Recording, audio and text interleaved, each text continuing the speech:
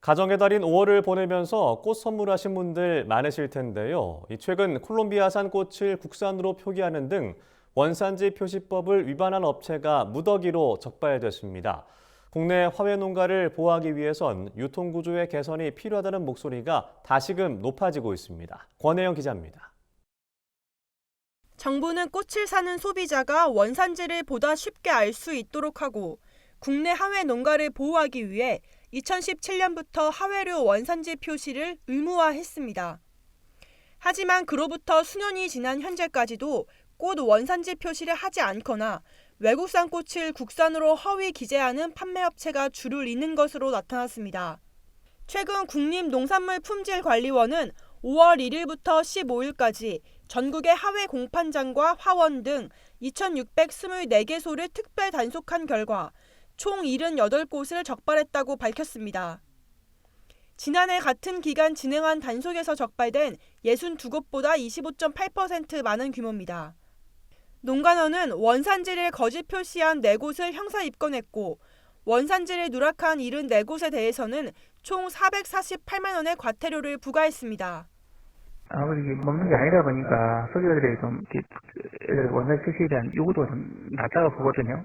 그리고 업주들도 소비자들이 원산 표시 꼼꼼하게 확인하지 않고 구입을 하니까 아무래도 좀 표시가 좀 위험한 건 좀 사실이고요. 이번 특별 단속 결과 위반 품목으로는 카네이션이 68건으로 가장 많았고 장미 3건, 거베라와 국화가 각 2건으로 뒤를 이었습니다. 이처럼 국내 수요가 높은 품목을 중심으로 수입이 증가하고 있어 원산지 표시에 대한 중요성이 더욱 높아지고 있습니다.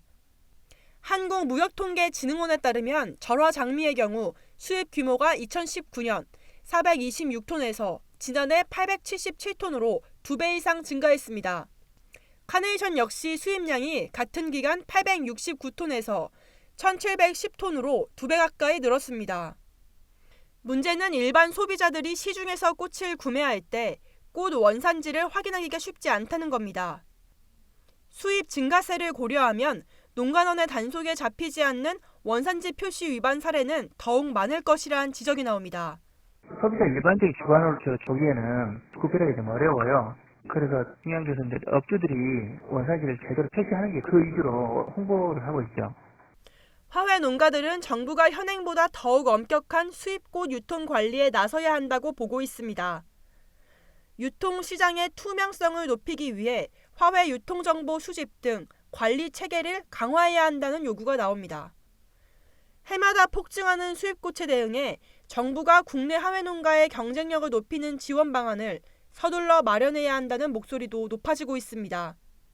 MBS 권혜영입니다.